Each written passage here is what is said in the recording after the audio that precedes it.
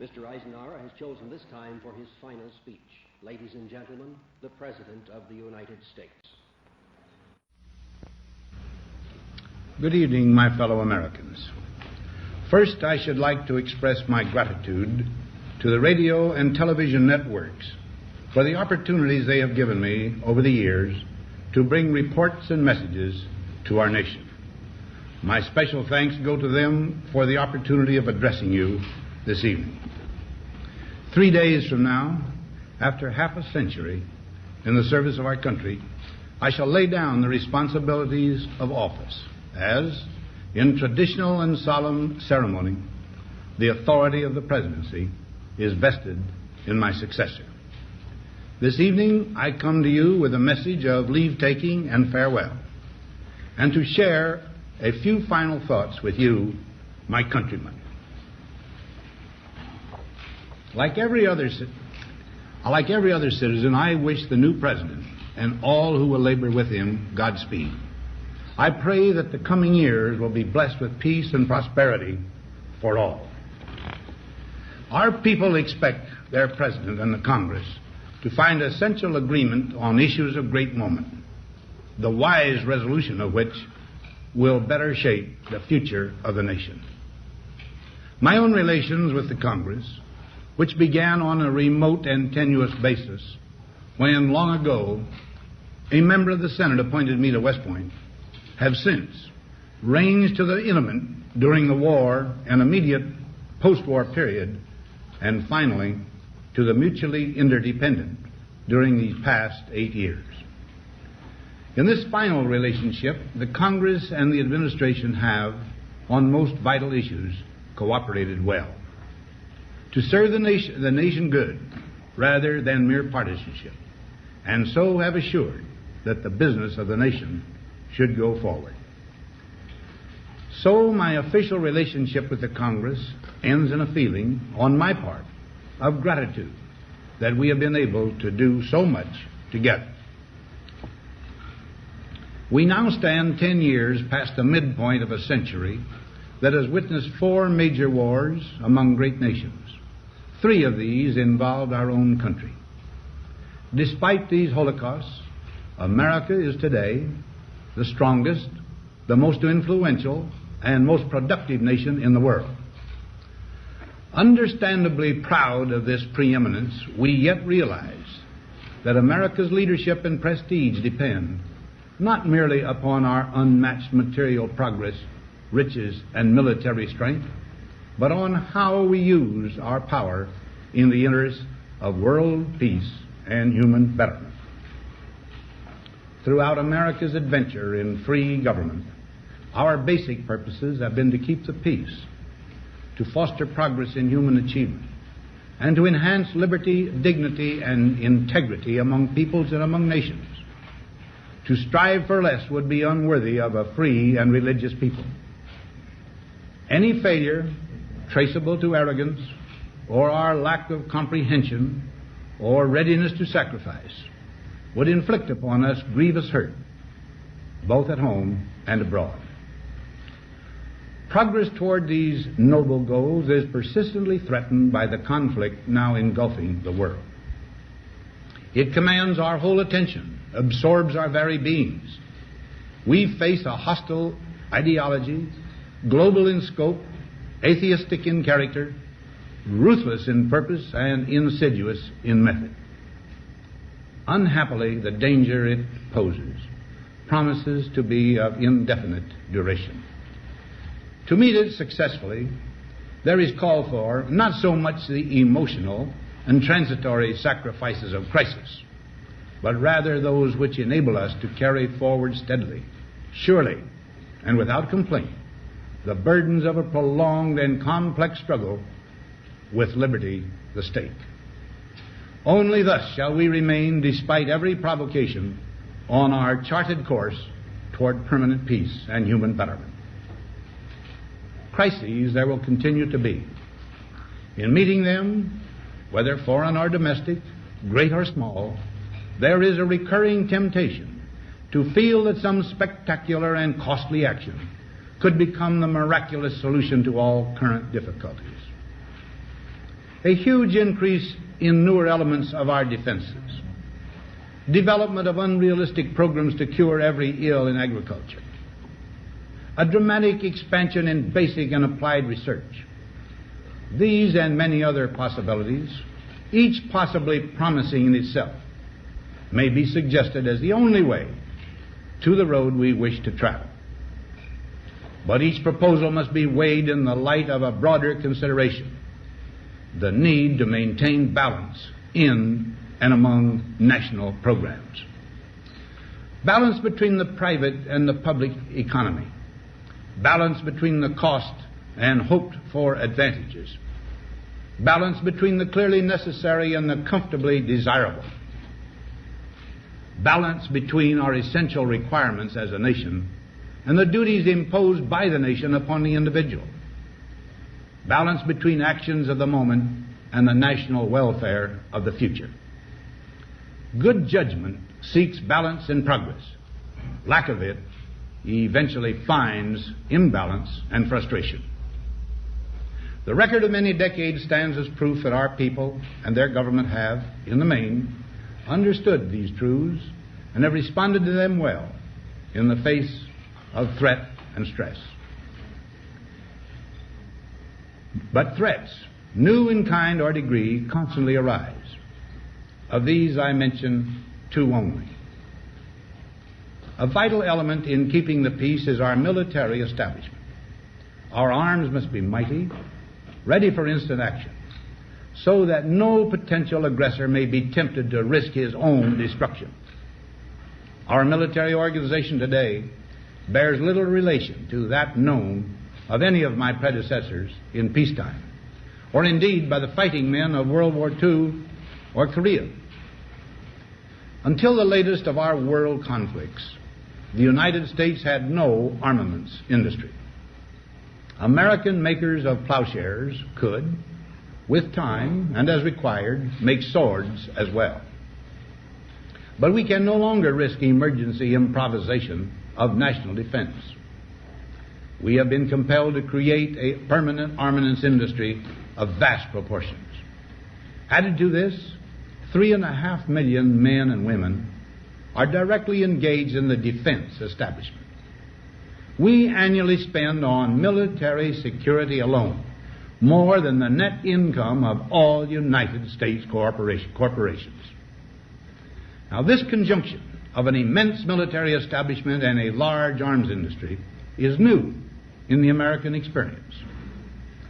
The total influence, economic, political, even spiritual, is felt in every city, every state house, every office of the federal government.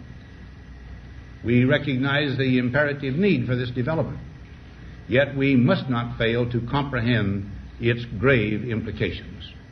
Our toil, resources, and livelihood are all involved. So is the very structure of our society. In the councils of government, we must guard against the acquisition of unwarranted influence, whether sought or unsought, by the military-industrial complex. The potential for the disastrous rise of misplaced power exists and will persist. We must never let the weight of this combination endanger our liberties or democratic processes. We should take nothing for granted. Only an alert and knowledgeable citizenry can compel the proper meshing of the huge industrial and military machinery of defense with our peaceful methods and goals, so that security and liberty may prosper together. Akin to and largely responsible for the sweeping changes in our industrial military posture has been the technological revolution during recent decades. In this revolution, research has become central. It also becomes more formalized, complex, and costly. A steadily increasing share is conducted for, by, or at the direction of the federal government. Today, the solitary inventor, tinkering in his shop, has been overshadowed by task forces of scientists in laboratories and testing fields. In the same fashion, the free university, historically the fountainhead of free ideas and scientific discovery has experienced a revolution in the conduct of research.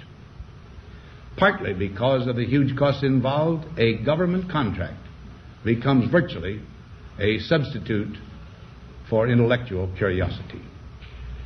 For every old blackboard, there are now hundreds of new electronic computers. The prospect of domination of the nation's scholars by federal employment, project allocations, and the power of money is ever present and is gravely to be regarded. Yet in holding scientific research and discovery in respect, as we should, we must also be alert to the equal and opposite danger that public policy could itself become the captive of a scientific, technological elite. It is the task of statesmanship to mold, to balance, and to integrate these and other forces, new and old, within the principles of our democratic system, ever aiming toward the supreme goals of our free society. Another factor in maintaining balance involves the element of time. As we peer into society's future, we, you and I, and our government must avoid the impulse to live only for today, plundering for our own ease and convenience the precious resources of tomorrow.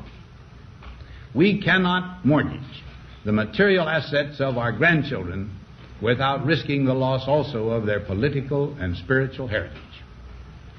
We want democracy to survive for all generations to come, not to become the insolvent phantom of tomorrow. During the long lane of the history yet to be written, America knows that this world of ours, ever growing smaller, must avoid becoming a community of dreadful fear and hate, and be instead a proud confederation of mutual trust and respect. Such a confederation must be one of equals. The weakest must come to the conference table with the same confidence as do we, protected as we are by our moral, economic, and military strength. That table, though scarred by many past frustrations, cannot be abandoned for the certainty agony of disarmament of the battlefield.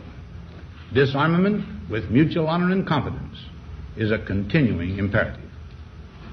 Together we must learn how to compose differences, not with arms, but with intellect and decent purpose. Because this need is so sharp and apparent, I confess that I lay down my official responsibilities in this field with a definite sense of disappointment.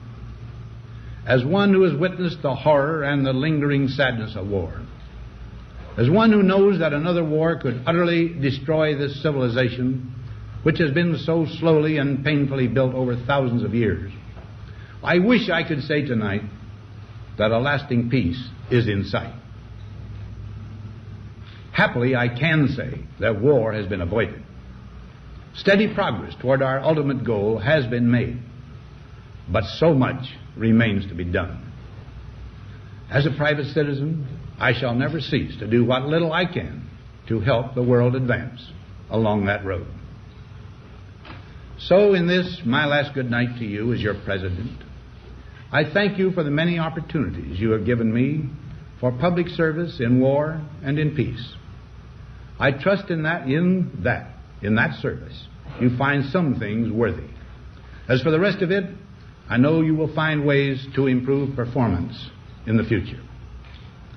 You and I, my fellow citizens, need to be strong in our faith that all nations under God will reach the goal of peace with justice.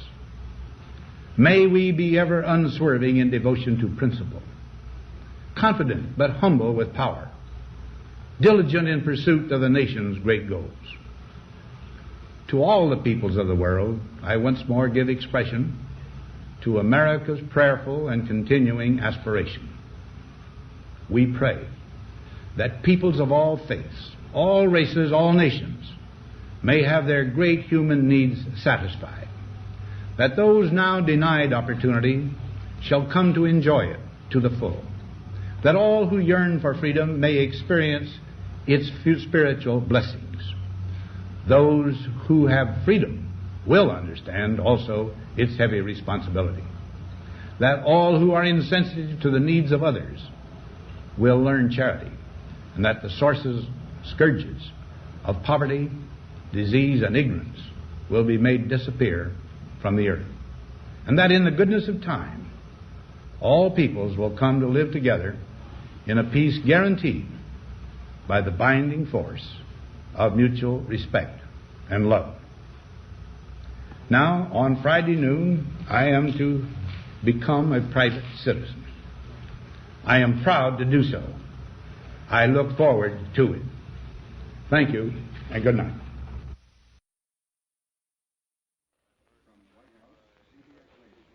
We have presented the farewell address by the President of the United States, Dwight D. Eisenhower, who spoke this evening from his office in the White House.